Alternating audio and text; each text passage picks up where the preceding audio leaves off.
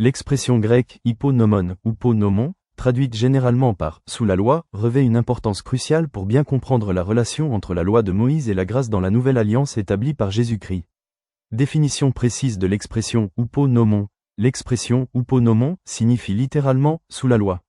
En grec, la préposition hypo, employée avec un nom à l'accusatif, indique une position de subordination, c'est-à-dire être sous l'autorité, sous la juridiction, sous la domination, ou encore sous la supervision, ou l'administration, d'une personne ou d'un système légal.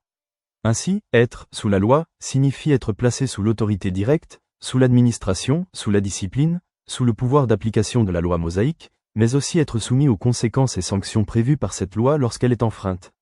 Cette position d'autorité et d'administration est donc préalable à toute transgression. Autrement dit, on ne devient pas sous la loi seulement lorsqu'on pêche ou enfreint la loi, mais on est déjà sous la loi avant même d'agir, puisque c'est justement parce qu'on est sous cette loi qu'on peut être accusé et condamné lorsqu'on la viole. Si aucune loi spécifique ne nous gouverne, aucune accusation, condamnation ou sanction ne peut nous atteindre.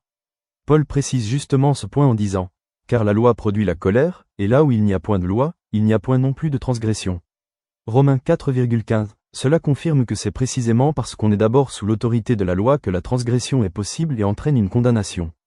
Pourquoi est-il crucial de comprendre le concept hyponomon, sous la loi, dans le contexte biblique ? Comprendre correctement l'expression « sous la loi » est essentiel pour saisir clairement la différence entre l'ancienne alliance, sous la loi mosaïque, et la nouvelle alliance, sous la grâce en Jésus-Christ. Paul met en évidence que, sous l'ancienne alliance, l'humanité est placée sous l'autorité contraignante de la loi mosaïque. Or, la loi n'a pas été donnée pour justifier, mais pour révéler et condamner le péché. Or, nous savons que tout ce que dit la loi, elle le dit à ceux qui sont sous la loi, afin que toute bouche soit fermée, et que tout le monde soit reconnu coupable devant Dieu. Romains 3,19 à 20.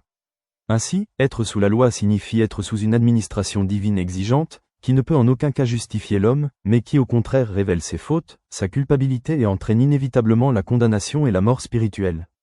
Car, lorsque nous étions dans la chair, les passions des péchés provoqués par la loi agissaient dans nos membres, de sorte que nous portions des fruits pour la mort. Romains 7, 5. La libération totale en Jésus-Christ de cette autorité de la loi mosaïque.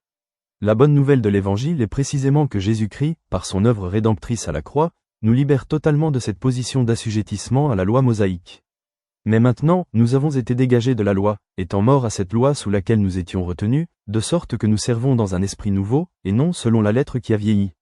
Romains 7, 6. Cela signifie clairement que celui qui est en Christ n'est plus sous la loi, c'est-à-dire sous sa juridiction, son autorité, ses sanctions ou ses condamnations. Au contraire, il est placé sous un nouveau régime spirituel, celui de la grâce divine, du pardon parfait, de la justification gratuite et de la vie nouvelle par l'Esprit Saint. Car le péché ne dominera pas sur vous, parce que vous n'êtes point sous la loi, mais sous la grâce. Romains 6, 14. Ainsi, la position spirituelle du croyant en Christ est radicalement différente. Il n'est plus sous le régime légal, nomos, mais sous l'administration vivante, spirituelle et libératrice de la grâce divine en Jésus-Christ.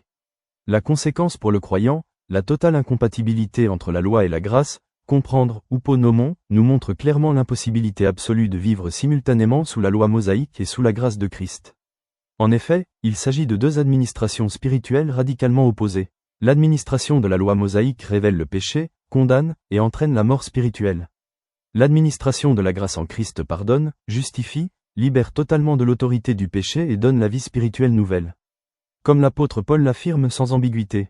Mais si vous êtes conduit par l'Esprit, vous n'êtes point sous la loi. Galates 5,18. Et encore, il n'y a donc maintenant aucune condamnation pour ceux qui sont en Jésus-Christ.